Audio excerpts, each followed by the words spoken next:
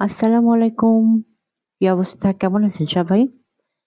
আমার আজকের টপিক শীতের সকালে রোদ প্রকৃতির ফ্রি থেরাপি। শীতের সকালে নরম রোদে একটু বসে থাকলেই মনটা কেমন হালকা হয়ে যায়। কুয়াশা ভেজা সকাল আর উষ্ণ রোদের স্পর্শ এই ছোট্ট সময়টাই শরীর ও মনের জন্য হয়ে উঠতে পারে বড় এক উপহার। সকালে রোদ ভিটামিন ডির অন্যতম প্রাকৃতিক উৎস, যা হাড় মজবুত রাখে ও রোগ প্রতিরোধ ক্ষমতা বাড়াতে সাহায্য করে। হাড় ও পেশির স্বাস্থ্য ভালো থাকে। নিয়মিত রোদে থাকলে ক্যালসিয়াম শোষণ ভালো হয়, জয়েন্ট পেইন ও হাড়ের দুর্বলতা কমে।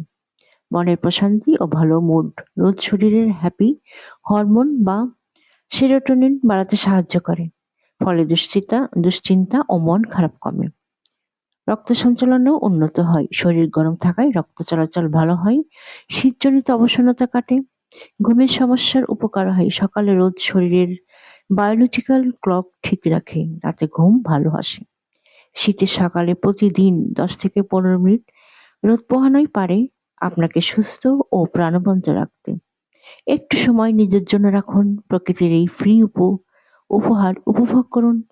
প্রাকৃতিক অভ্যাস, সঠিক সচেতনতা আর ছোট ছোট যত্নই সুস্থ জীবনের চাবিকাঠি। সুস্থ থাকতে আমাদের সাথেই থাকুন। Bangladeshi blogger Shahana always. Thanks for watching.